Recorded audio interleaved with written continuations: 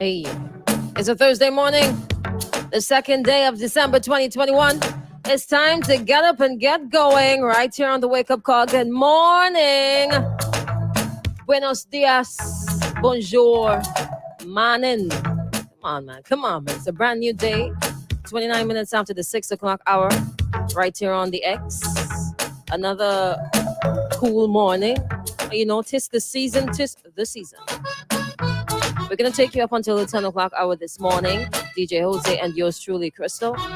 If you're listening via 88.5 or 104.3, www.x104fm.com, your favorite app, your favorite website. Good morning to you. Wherever you find yourself across the length and breadth of St. Vincent and the Grenadines, the rest of the region, US, UK, Canada, Asia, Africa. Good morning. You're making breakfast. You're still in bed. You're eating, you're exercising, you're going back home from work, you're going to work, you're taking a shower, whatever it is you're doing right now, you're out in the fields, you're putting on your water boots. Good morning to you. Good morning to you. Good morning to the folks that are already at work, boy. Yeah. You know how it is on a morning. Good morning to the folks who are driving, whether it's private or public. Minibus drivers, good morning. Conductors and passengers, good morning. Good morning to all the folks who play a part in providing food for the nation. Whether you sell goods, you sell seeds, or something to that matter in farming, whether you set the seedlings, you deliver stuff, you deliver food or goods, whether you're planting the things, you're harvesting, you're washing, you're cooking, you're selling, good morning to you, all right? Trending overnight. Yesterday was December 1st. Today is December 2nd. Yesterday, some teachers had a sit out. So they showed up at school, whether vaccinated or unvaccinated. It doesn't matter. They were working in or showing solidarity to all the teachers who were affected by the government's mandate. No shot, no work. Right? Saw a few photographs with some teachers wearing black. I know yesterday I also shared that was one of their initiatives as well. You wear black in solidarity. Now, if you've been paying attention and remembering, right, all of the things that have been done in disagreement to the government's mandate here in SVG. For frontline workers, you must take the jab. You must take the COVID-19 vaccine if you want to remain working as a frontline worker, or if you want to remain working in the front line, right? So there were talks, there were disagreements, there were protests, all kinds of things. And then we're now at a point of sit-outs. In response to that, Prime Minister said, listen, you want to sit out? You want to leave the children unattended? You want to not teach the children of St. Vincent and the Grenadines? We are here to take care of the young people of SVG. We're here to teach them and take care of their health. All right? So if you don't want to teach them, I'll find somebody else to teach them. So you want to sit out? Okay. We'll get some people, we'll get some teachers, even if they're retired teachers, to sit in and to teach the people and children. Don't have a problem with you doing what you want to do, but teaching must continue. So today is the second day. With that being said, right, I wonder if they are going to continue the sit out today. Because the teachers union said that 2 days, yesterday and today. So there were sit-outs at West St. George Secondary School, St. Joseph's Convent, Mariquois, and Canouan. According to the SVG Teachers Union Facebook post, the fight continues, or a post. The fight continues tomorrow, which is today. Remember to wear black and sit out from your classes in both modalities. whether online or in person, face to face. And remember as well, if you sit out, PM will just replace you with some retired teachers. And to add to that, those retired teachers, they're not going to lose their benefits. So they will continue to get their pension and other benefits and the salary. Yeah. I don't know if you're reading into that a little bit more, right? But is it that the move towards, or the suggestion, or to say that, listen, if you guys don't want to teach your children, if you want to act in solidarity, you made a choice. All right, we're going to work around that. We're going to work around that. So here's what we're going to do. We now have to turn to retired teachers. Is it that we don't have any more teachers? Any more teachers who are within the age range, pre-retirement, right? Who are able to take on teaching roles? Is it that the teachers that were taken on, I remember there was a list for secondary schools.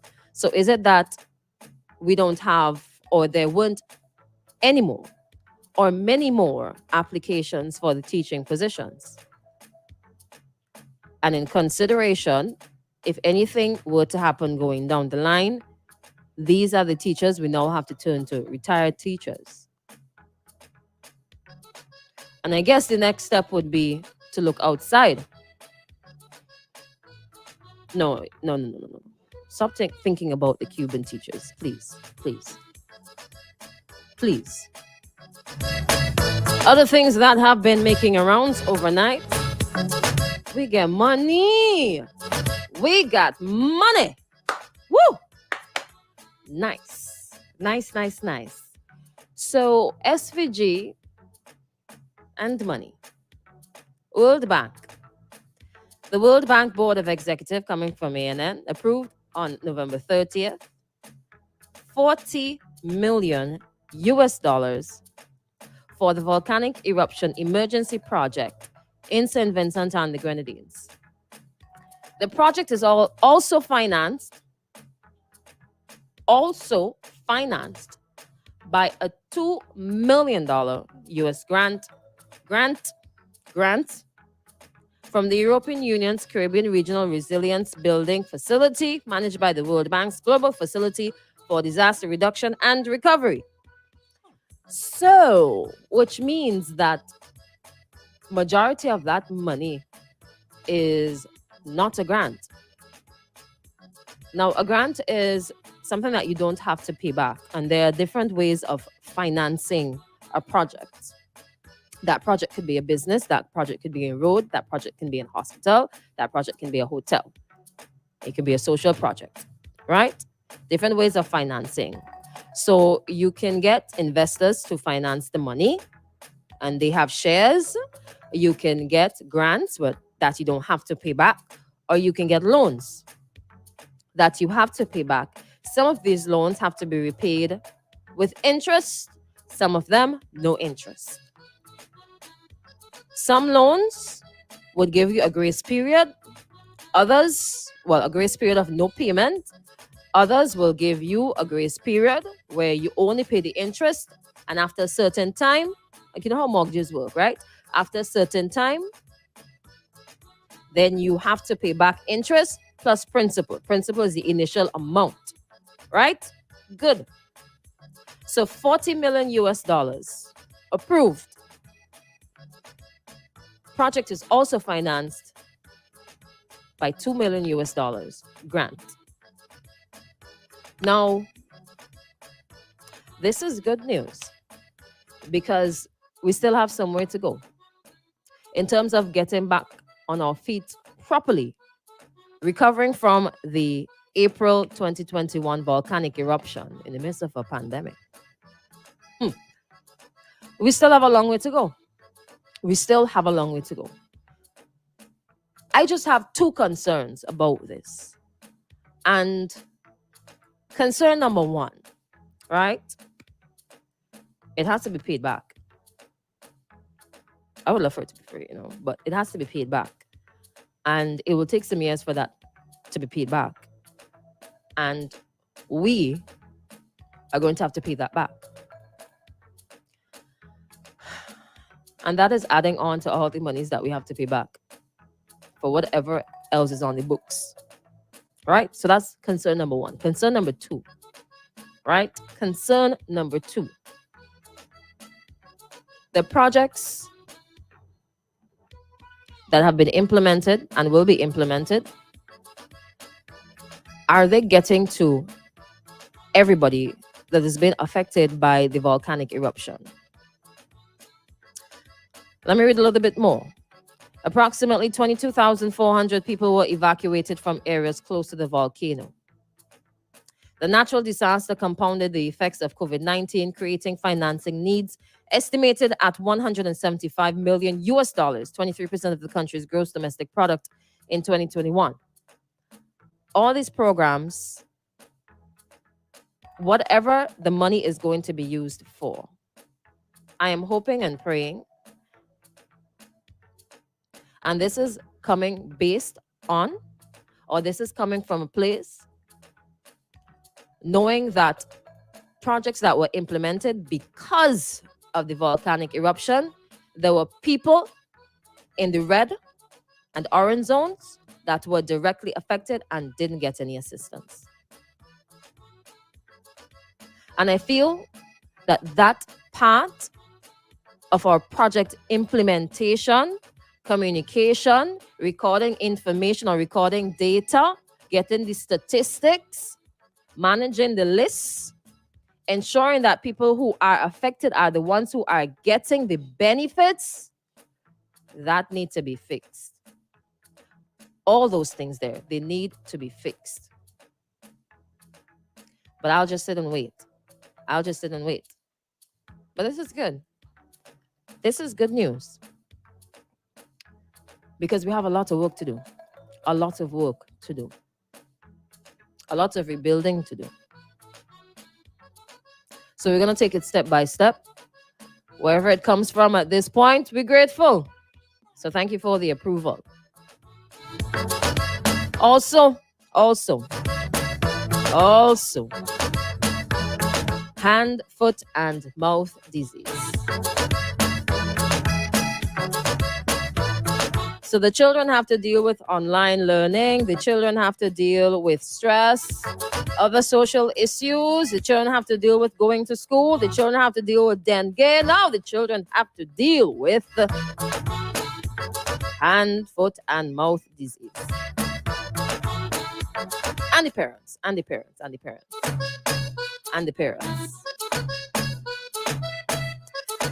At the end of all of this, whether it be 2022, 2023, 2024, at the end of all of this, we will be some of the strongest people in this entire world.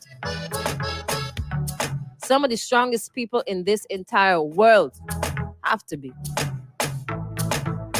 One challenge after the next. But that is life sometimes, yeah? That is life sometimes. We'll expand a bit on that hand, foot, and mouth disease, the symptoms, how it is spread from person to person, all right? But the ministry has been seeing increased cases of hand, foot, and mouth disease.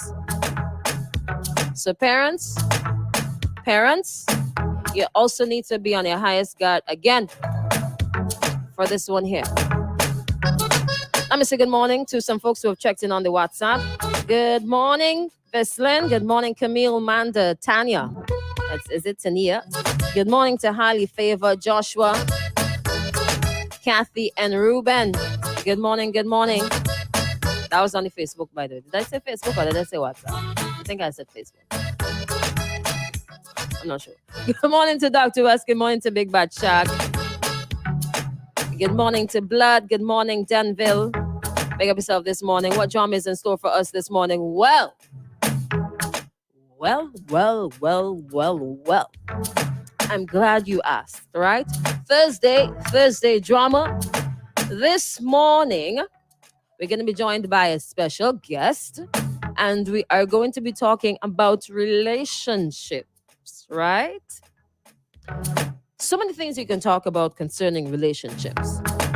What kind of relationships to have, what kind of relationships to avoid, what should I be looking out for in a relationship? Red flags, red flags, red flags here, there, and everywhere. Relationships with more than one people. It could be romantic relationships, it could be friendships, it could be relationships with people you work with. So many things you can discuss. But this morning, we're going to zone in on relationships and religion or God or Christianity, what the Bible says about relationships. And then we're going to touch a bit on, hopefully, we have time, dysfunctional relationships, and then how that can lead to divorce. Well, if you're married. But then again, if we're talking about Christianity and religion, the Bible, there's only one thing. We can only say married because, you know what the Bible says about that and marriage and sex before marriage and sex outside of marriage. All of that, all of that. Might be wondering who's going to join us. I'll tell you in the 7 o'clock hour, all right? Oh, yes.